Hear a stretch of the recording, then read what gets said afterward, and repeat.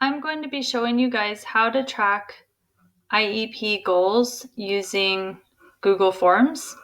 So for each of my students on my caseload, I create a Google form with each of their IEP goals, and it's an easy way to track data and to see it all in a spreadsheet afterward. So to start out, I copy and paste my students' goals in a live Word document. So I already have that done here. And then I have a completed goal form that I'm going to show you, and then I'll show you how to create it. So here is the completed goal form that I have already. So you see all of the students' goals are in this one form. And we are going to start with goal number 1. So first, you will go to Google Forms. You will create a blank form. And then you will title the form. And after you type the title in the upper left corner, if you click down below, it'll automatically go. And you can customize the theme if you want. You can choose a different color scheme if you like, or you can even upload an image and it'll go in as a header. And then X out when you're done with that. So we are going to start with goal 1. So for each goal, you'll see in the form, I like to put goal 1 and then whatever domain the goal is in. So goal number 1 is language. So I'm going to copy, and then I'm going to, for the question, I'm going to say goal 1, language, and then paste the goal. So as you briefly saw in the sheet I already created, in the form I already created, this goal is going to be a drop-down. So I decide how I want the response for the goal based on what I'm looking for. So for this first goal, I'm looking to see if the student can describe objects or pictures of objects by providing a label and adding 4 details. So color, shape, size, function, when given one verbal prompt with 80% accuracy. So we're going to, for this one, do drop down. And then in the drop down, I just put what I was looking for. So staff can select if they got 1 detail with 1 prompt, 2 details with 1 prompt, because this goal only allows 1 prompt. So I want to know how many details he was able to give with 1 prompt. Okay, and then 4 details with 1 prompt. Okay, so this format is a drop-down, and you would use it with goals similar to this one. So for our next goal, we are looking at a math goal, and we're just tracking accuracy on this goal. Oops, so we are going to copy it, and then we will paste it. So for a new question, we'll go to add question, and then goal number 2, goal 2 is math, and here's the goal. And I am going to remind staff to track percent accuracy. Okay, and instead of multiple choice, which is what it defaults to, we are going to do short answer. So short answer will give staff the opportunity to type the accuracy. So they could type 90%. Pretty simple. So next we're going to add a question. And then let's look at goal 3. Goal 3 is a writing goal. Okay, and actually on this one, we're looking at, we want to know how many prompts it takes a student to write the 5-paragraph essay. So we don't need to know the 4 out of 5 trials per week or trial weeks. That's something that I'm going to be tracking, but my paraprofessionals are not necessarily going to be tracking that. I just want them to look at prompts. So I'm going to copy this goal, and this is goal 3, writing. So I'm going to type goal 3, writing, and paste it. And then let's see what I did. So this was for goal 3. So this is the form I already created for the same goals. So yeah, I decided that I'm going to ask staff to record the number of prompts needed for 5 paragraphs. So goal 3, and then record the number of prompts needed for 5 paragraphs. So this is going to be short answer. So if the student required 20 prompts for 5 paragraphs, I would know that it took 20 prompts, which means that he hasn't met the criteria for the goal yet. And so each time a response is recorded, I'll see how many prompts it took for the student to write his essay. So we are now on goal 4. This is a social emotional goal.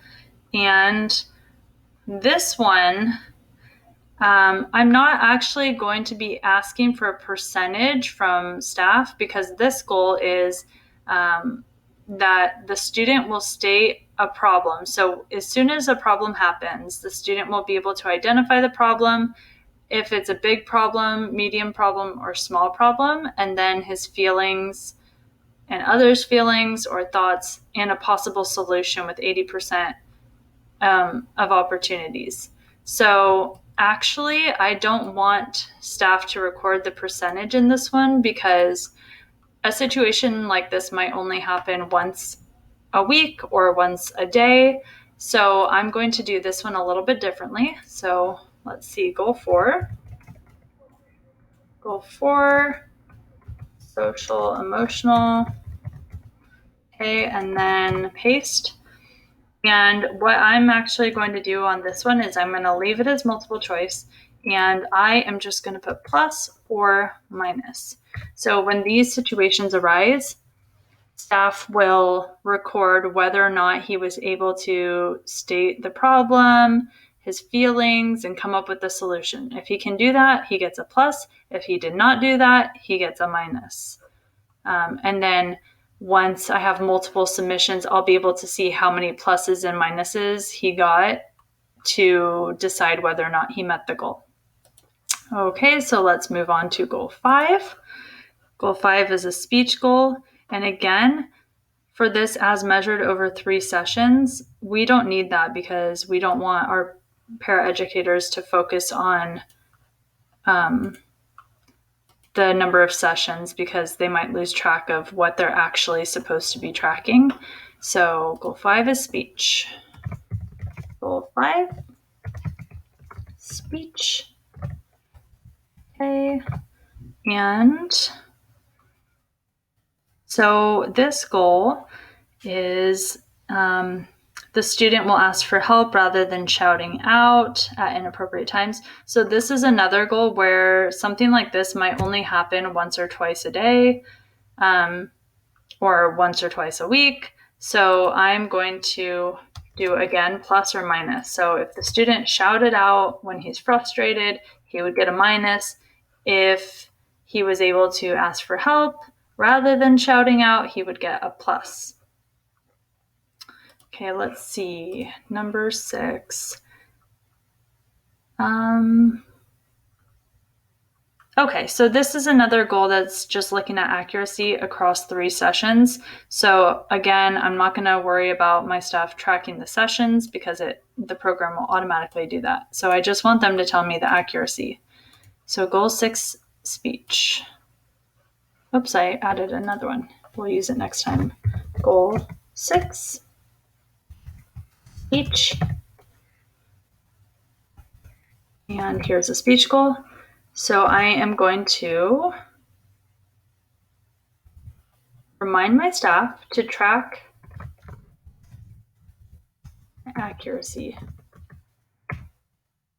And they should read that it's given 1 prompt. So all they need to do is tell me the accuracy. So in that case, we will do short answer.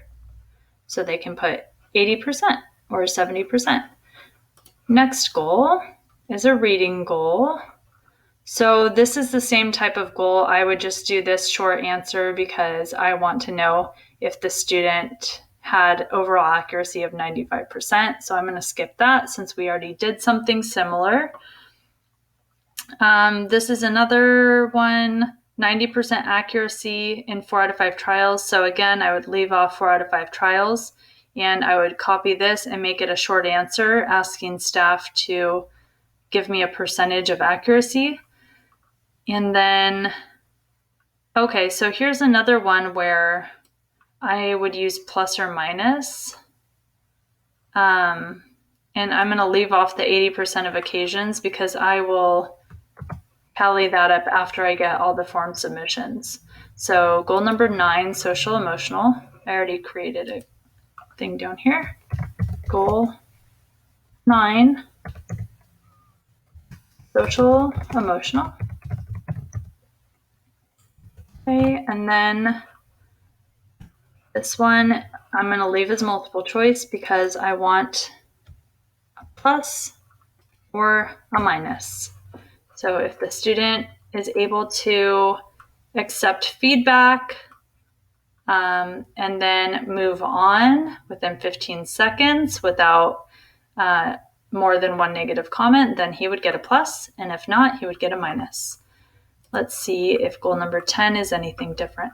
So this is a math goal that the student will simplify math expressions using PEMDAS with 90% accuracy or better. So that I would leave as a short answer one also, and I would just add a question and I would put short answer. So that is how you would input the goals. So once we're done, I'm going to close out of this one and use the completed form that we already did. So once we're done, we would be able to send this to our staff so they can use it to collect the goal data. So click send. You can either send via email or you could send with a hyperlink. So I'm going to use a hyperlink to show you what it looks like to fill it out.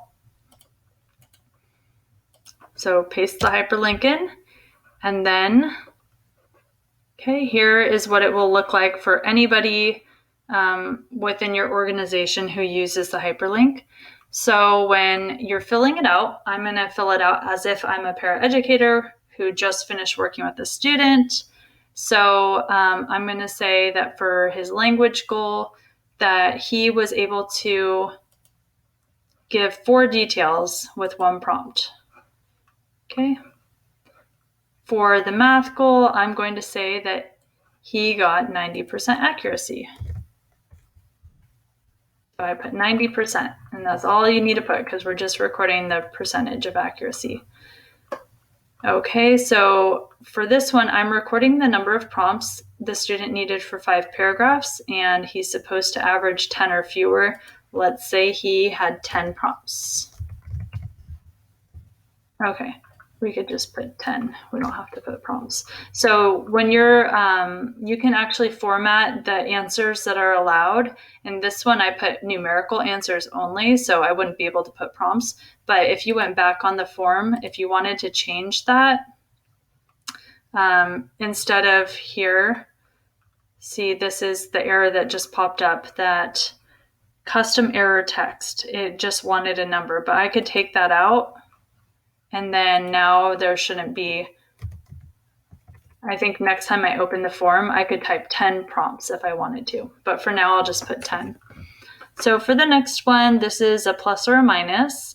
So was the student able to identify the size of a problem? We'll say yes, he was.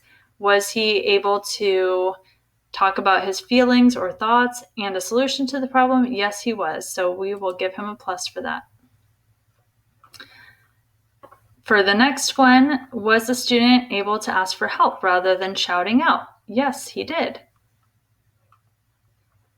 For the next goal, was the student, what was the accuracy for producing sentences? And we will say he had 80% accuracy.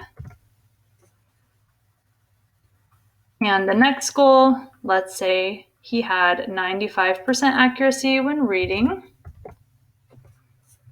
For the next goal, we're also recording accuracy. Let's say he met the goal this time with 90%. So did the student accept feedback and move on, continuing his work within 15 seconds of prompting? Yes, he did. Okay, for the math goal, let's say he was able to simplify the expressions with 90% accuracy. So I am done filling out the form.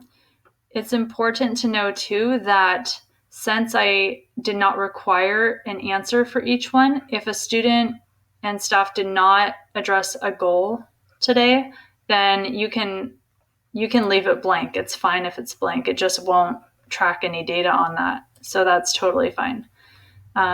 So now that my form's filled out, I'm going to submit it. And then it says your response has been recorded. So I'm going to go back into where I was editing the form. Now it says I have 2 responses. I've already submitted 1 response for this. So now that I have a couple responses, I am going to view responses in Sheets. And here it is.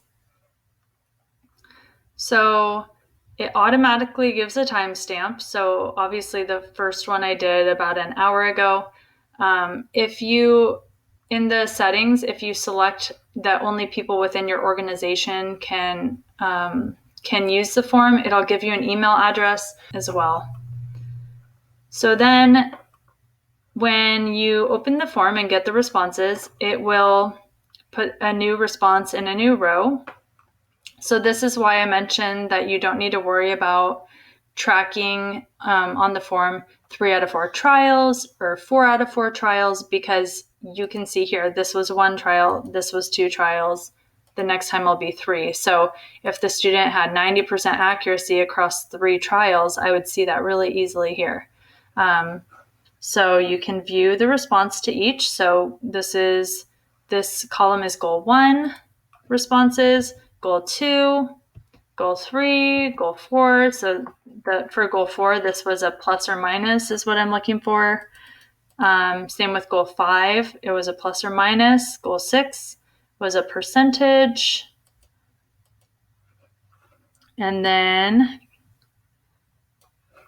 goal 7 was a percentage, goal 8 percentage, 9 and 10. So you see here, it's really easy to see each response that staff gives you. And then you can very easily, take the average or decide if it was 3 out of 4 trials. Apparently there's a way too that you can graph data in here. I'm not too concerned with that, so I won't be doing that because this is definitely easy enough for me. But just to know that there are ways to do that. And I think it's pretty simple. My staff have been logged into their school Google account on their phone, then they'll have access to it. If they're logged into their personal email account, then they wouldn't have access to it, which is good for security purposes.